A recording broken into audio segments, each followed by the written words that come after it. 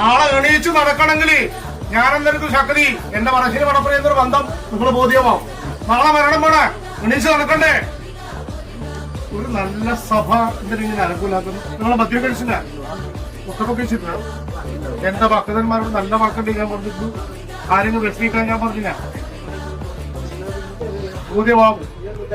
ഇനി ശബ്ദം ഉണ്ടാവാൻ പാടില്ല. മനസ്സിന് മുത്തപ്പനയുടെ വന്നത് നിങ്ങളെല്ലാം കാണാനും നിങ്ങൾക്ക് അനുഗ്രഹം തരാൻ പറ്റില്ല. ദേഷ്യം വന്നു എന്നോട്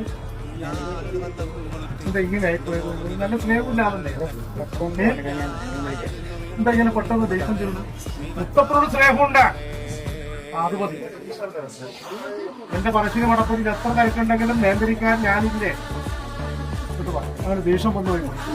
ദേഷ്യം വന്ന ശത്രുക്കളുണ്ട്. നിങ്ങളെ മുമ്പിലുള്ള ആളല്ലേ, നിങ്ങളല്ലേ ശത്രുവിനെ എങ്ങനെയാ കാണുന്നത്? സ്നേഹത്തോടെ രണ്ട് കൈകുട്ടിയല്ലേ ശത്രു ഉണ്ടാവും. ദേഷ്യപ്പെട്ട് സംസാരിക്കും.